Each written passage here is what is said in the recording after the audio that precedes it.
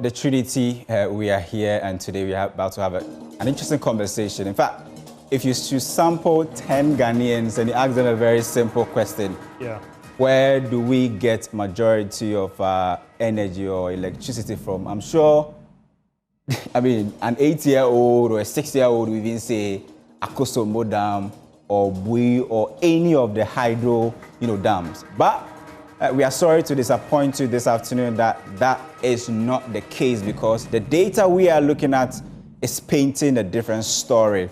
And I'm joined by two strong men, Winston Taki and Caleb Ziblim, to analyze this. We are looking at the country's current energy mix and asking a very simple question.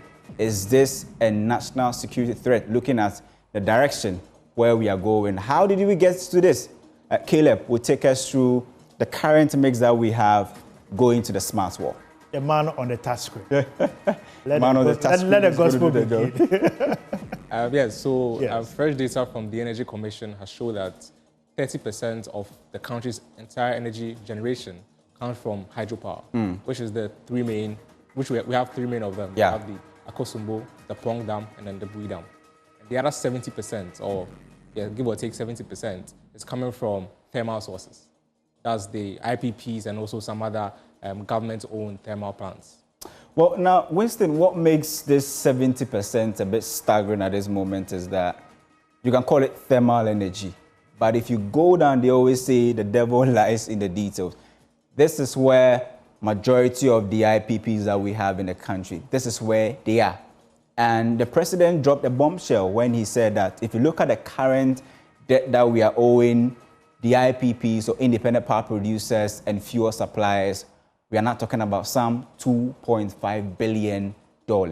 If this part is really slippery and is adding more debt to the country's energy sector, why are we going on this tangent, looking at 70%? It is interesting to know that initially, years back, the nation did a research and found out that our key challenge was the production aspect. And that particular narrative came to light. We decided to embark on bringing the independent private sector players in the sector. That is when we saw the onfloat of the independent power producers, various investment, some foreign, some domestic came to play, and we saw distribution margin becoming quite wide. It got to a time where producing more than we required. And you could attest to the fact that during those times, doomsday was quite prevalent.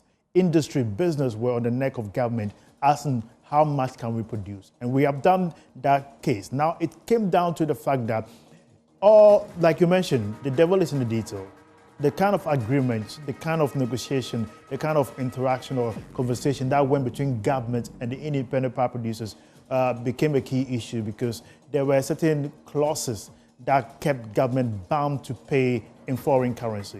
So the dollar differentials, when the city was performing badly, it caused the debt of these companies to be bloated, basically. And that affected our ability to pay back those debts, because already we saw the dysfunctional performance or inefficiency of the collection model. That became a key issue. How much ECG was not able to collect. And that is something we'll come to the numbers to break down to viewers to understand on where we are now. And also, hopefully, by these numbers, we can let viewers understand the issues are deeper than they look. Now, you're talking about production, and I'm actually interested in the current slide that we are about to show, which talks about the distribution so far. We've been tracking this from 2000, trying to see how far we've come and how we have switched from hydro to thermal. And one thing that strikes me is the fact that the president is now talking about the current debt stock. And if you're able to show the next slide, Prince will do that for us. But before we even get to the next slide, one thing that is scary at the moment is the fact that you see the commitment we make to this independent power producers and fuel suppliers. It's about $50 million every month. And in years where the cedi doesn't perform well against the US dollar, we find our energy sector in big crisis. Tell us, I mean, how did we come to this point in terms of the generation? How did we even move from hydro to thermal? This is the chart that you were trying to tell me before we even came on the show, that There was somewhere 2016 that we switched. Tell us more. Yeah, so from the graph, you can see the red line is the hydro. That's from the dams, ECM, Akosombo, Bue, and Pong dams. We have the red in hydro and the blue in thermal. So from 2000, and even before 2000, till somewhere around 2016 there, you could see that majority of Ghana's energy generation was coming from hydro. And then there was a switch in 2016 thereabout. We now started producing more from our thermal plants than our hydro plants. So now Ghana currently relies more on thermal than on hydro. And we just showed that that's about 28 to 30%, while thermal takes 70%, which is majority produced by the independent power producers. Now it's interesting, Winston, if you look at the widening gap, Caleb has actually painted an interesting picture. Look at the gap between thermal and hydro. Before 2016, when we saw that, 2015, 2016, when we saw that big doom saw in that year, the gap between them wasn't that wide, but clearly you could see the hydro was leading. But now we are talking about a flip and then a widening gap from 2016 to 2024, Winston. It's interesting to note that in business, when you do your market survey, you understand the kind of customers you're targeting. And when you produce your product, you know where to position it to attract the needed investment and possibly to meet your market demand. We were demanding a lot during those periods, and we depended on hydro consistently, calling for prudent national investment and concentration. As of now, why we failed to understand that we needed a strategy to ensure how much we produce in excess are marketed to the people needed below there. Because if ECG consistently has been at losses, operating below par, it is understandably reasonable for us to take a model that will ensure these excesses are being sold to targeted individuals. There were calls by some modeling that has happened in most countries, such as the UK and most places, is if we are to zonalize the distribution of power, that will in a way help us track how much can be bought. For instance, the companies in Accra, the industries in Accra, compared to the industries in Greater Accra, compared to the industries in Kumasi, compared to the industries in the north, you could basically calculate using a formula to know how much is needed regionally and know how much you can buy from ECG.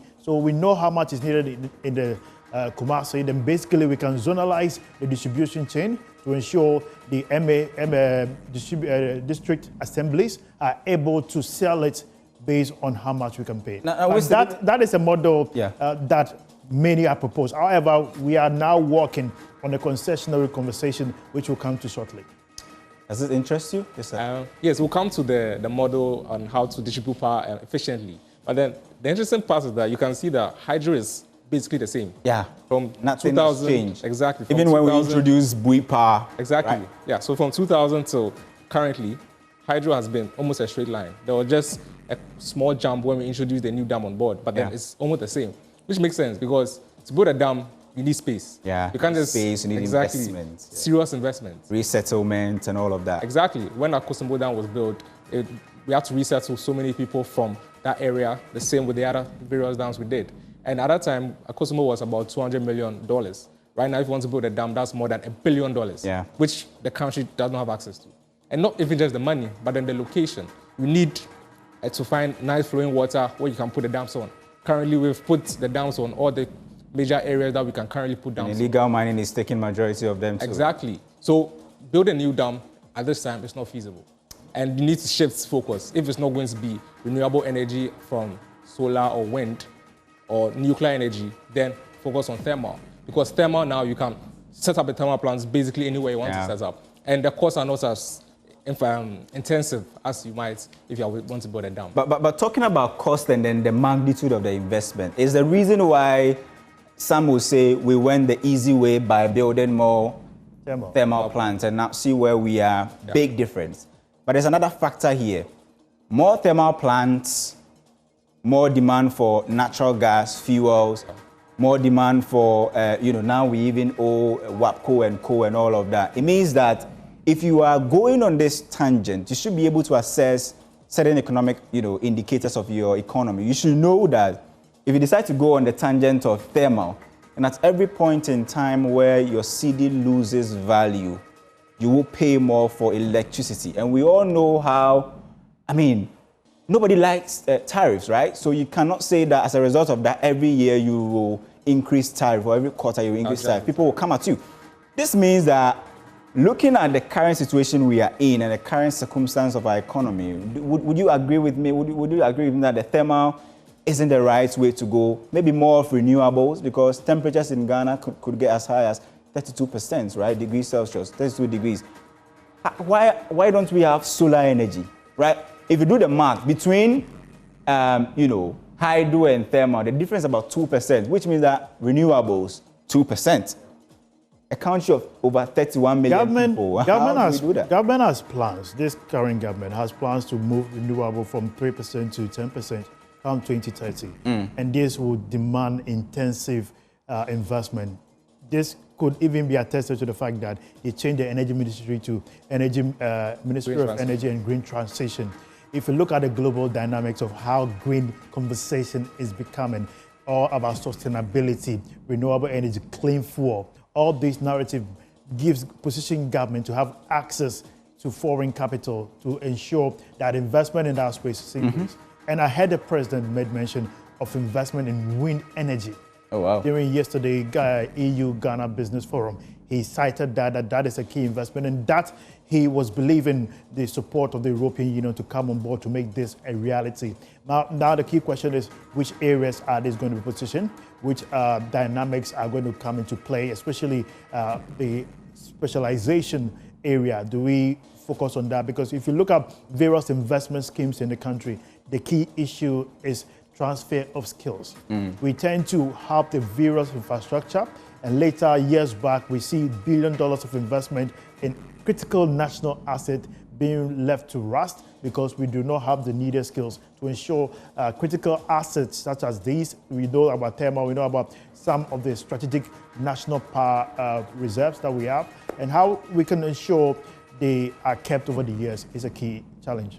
But if you're talking about the other renewables, yes, you need to understand that most of the solar and wind, it takes massive infrastructure. Yeah. If you want to receive the same or produce the same energy from, let's say, one thermal plant, you need acres of solar farms, of solar panels to recreate that. The same thing. Exactly. And because of how Ghana's energy consumption keeps going up, if you cannot match that pace with the infrastructure for solar or wind turbines, then you need to focus on something that can give you... thermal. Exactly. Because you need something more efficient. You need to be able to produce more to meet demand. So either you focus on hydro, which means building more dams, which is more cheaper, because once you build a dam, the dam is basically free. Just water passing through and then your energy is generated.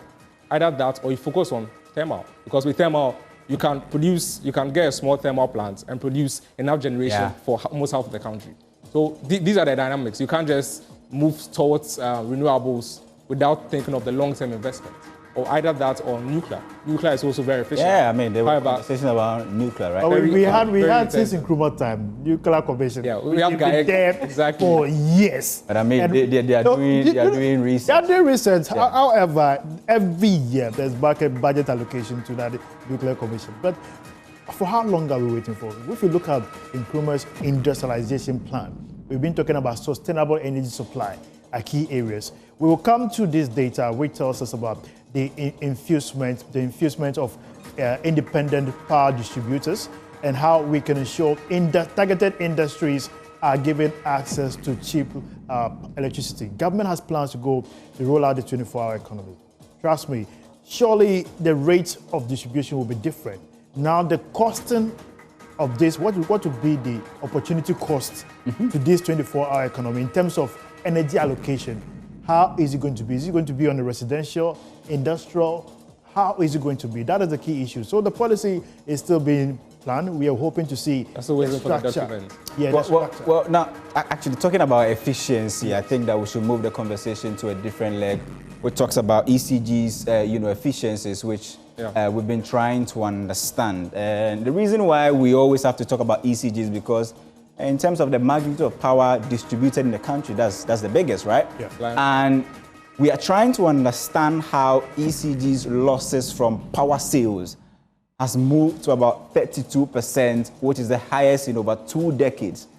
And this graph tells you the story, how at a certain point in time, the gap between power purchased and power sold. So the black line is the power purchased, the red line is the power sold by ECG. You could see between 2000 and 2014 that the gap was really, really small. But Caleb will take us through the rest from 2015 when we began bringing IPPs and all of that thermal energy. We are seeing the widening gap. What is happening, Caleb? That's very interesting because if you go back, let's go back a bit before the 2015-2016. Okay. No, sorry. Right. Same on the graph. Before 2015 and 2016, thermal was not really in the mix. Yeah. And now thermal requires a lot of investment and a lot of operational costs because you need constant gas or light fuel, which is expensive. And Ghana doesn't produce enough gas that we need. That's why we need a second gas plant to come on. So before 2015, 2016 there, we're relying only on hydro. And hydro is cheap because once you have the dam, it just runs through the turbines and it generates energy for you. Less fuel burnt. Exactly. No fuel at all because it's just from the turbines, mechanical the turbines energy. uses exactly. fuel, Exactly. So before 2015, 2016 there, we're relying solely on hydro, which is less cheap. So ECG could actually, sell the power and get more back. But from 2016 going, because we are now relying more on thermal, it's very expensive. And ECG is not able to recoup how much they are selling back to their customers, which is a big problem. And that's why we can see the gap widening. Yeah, and talking about the gap widening, this is where we talk about power theft. Ministry is not paying, people doing illegal connection. ECG sells the power to you. They can't even locate you to collect the bill. Exactly. And calibration of meters, faulty meters, and all of that. All of those things affecting ECG's efficiency now.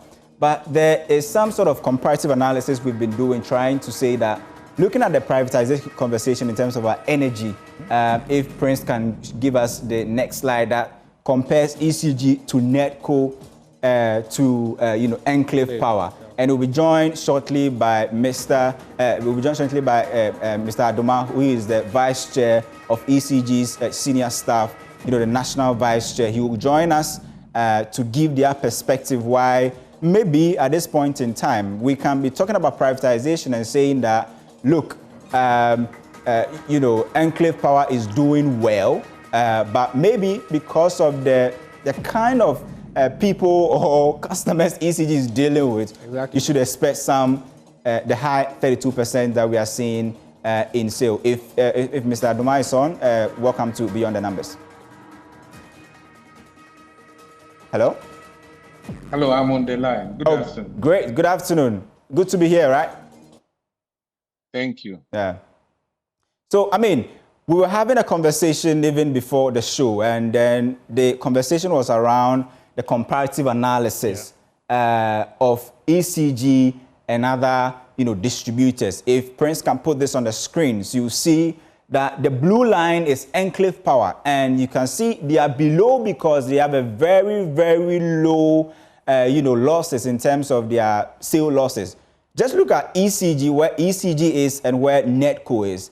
They're all in the reds, right? But you have a point, and you're saying that maybe it's because of the kind of customers that, NETCO or Enclave Power is dealing with. That's why we are not seeing the kind of high, loss in terms of sale. What do you have to say in terms of 32% sale losses? How do you explain this to the ordinary Ghanaian to understand that, you cannot handle this?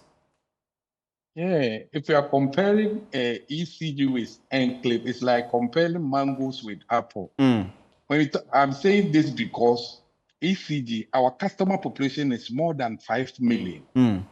And Enclave Power has customer population which is less than 200. Besides that, Enclave Power is 0 up to a certain customers in Tema, which in ECG we call them SAT customers. And I can tell you that SAT customers collecting money is only that to give them the bill, and then the following month, the same. If you give it to them at least by the next 2-3 days, you get to your bills. So if you talk about losses in collection, I can tell you ECG don't have any issues with SAT. the SAT, which the enclave power is supplying them there.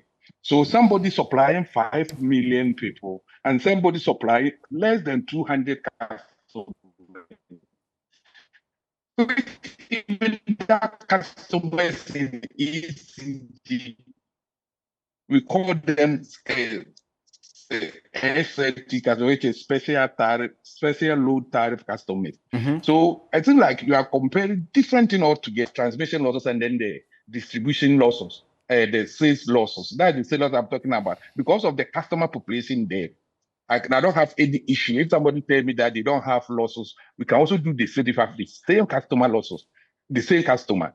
If you talk about the transmission losses, the higher the lines go, the higher the losses.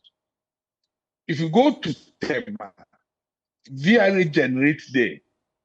So they generate there and send it to enclave power at Tema there.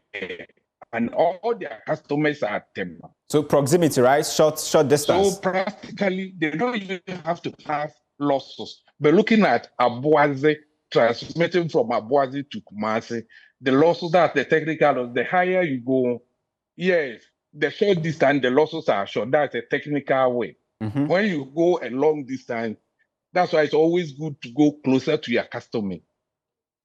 So compare that to, and then we talk about the distribution aspect of it. The service,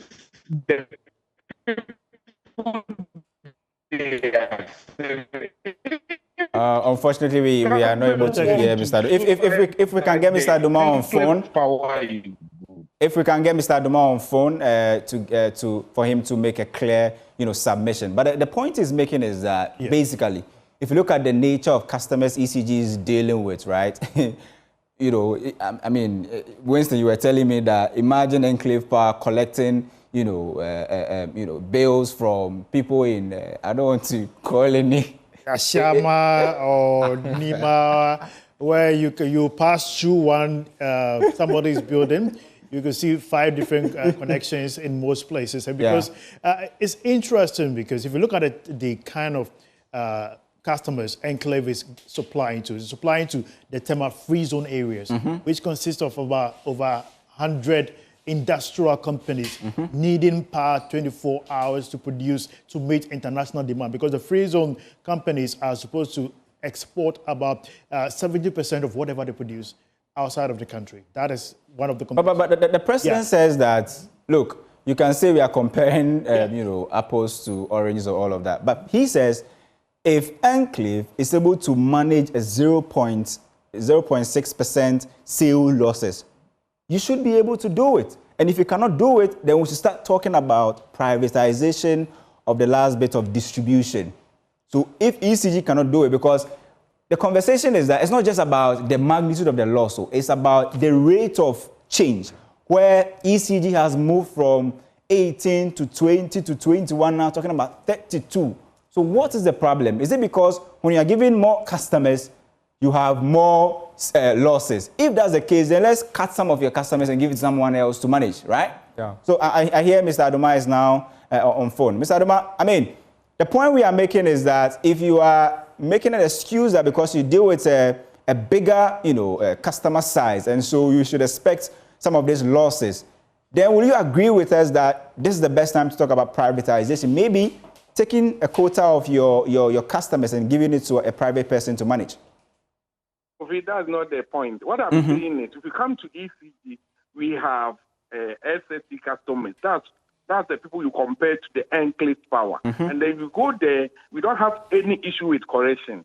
So if you can, even we have more than 10 times our customer population than the Enclave Power at with the customers the Enclave Power is supplying them. And I'm saying that if we come there to ECG, we are not have any problem there. If we won't get even, if they are getting 99.7, I can tell the ECG we are getting 100% there. So the issue is not on the customers the Enclave Power is serving them. The issue is not about the ECG serving our our special tariff people. But the problem is when you go to the domestic area, that's where the problem is. Okay, and I can tell you the domestic area, We have put it. Our paper we send it to government. It's there. I'm giving you a typical example for Ivory Coast, for instance. If somebody owes you, they give a bill to him for the first 1 month. They give the bill to you for the first 2 weeks. If you fail to pay your bill, you start paying commercial rate, commercial interest on the bill. After 1 month, they charge you. There's a criminal offense in Ivory Coast to own them after 1 month. So if you go to court, Ghana, what is happening now is somebody owes you, you disconnect him, he decides not to come there. Even if you don't take care, the person take you to okay, Mr. Adoma, hello. I'd like to understand something. Based on what you just said, in terms of collection, Enclave, like you did mention, the losses are minimal. However, when it comes to the price waterfall mechanism, are they supposed to contribute to the overall collection of revenue, just like ECG does, to ensure the value chain receives their due? They are not doing that. Apart from that, we have another customers. They also supply to them. For instance, now all the mining companies in Ghana, we are supplying them. They don't pay. They don't contribute to the price water. Is that why ECG is struggling? We are not saying that, but what we are saying is the advantages that other companies, utility companies are having. If we got to get the same advantage, I can tell you that we will do far better than them. All right, that's Mr. Adoma. He's the vice chair of the, senior staff of ECG. He says that, look, if we come to the special customers, we also have good numbers. But maybe when we open up the conversation to the domestic space, then we can start talking about some of these losses. He's made a very good point that these Enclave Power, VRA, they don't bring their revenues to the cash waterfall mechanism. But at the end of the day, all the state-owned enterprises, the level B guys, are looking at ECG to bring theirs, and everybody will have a quota. Do you think it's an unfair situation? I think you've said it all. So we're hoping basically we go deeper into the conversation, how this reflects in terms of economic growth. We've seen the key sectors you mentioned, the mining and industry. If you look at economic growth, they keep growing. But if you look at the chain of flow, these are some of the sub-related issues that need to be tackled to ensure we can have a cumulative and balanced growth subsequently. Join us 5:30 on Friday. We'll expand the conversation. We are doing the city's miracle. We are testing if the gold board is doing any sort of a miracle in terms of the city's good health. Today has been Beyond the Numbers with me, Isaac Akufo-Addo, and Winston Taki. Hey, welcome back. Welcome back. It's good to see you. The Superman. The chairman himself. But on Friday, it will be an interesting conversation. Absolutely. Let's go and have some Omutu and anything. Join me. I'll meet you later.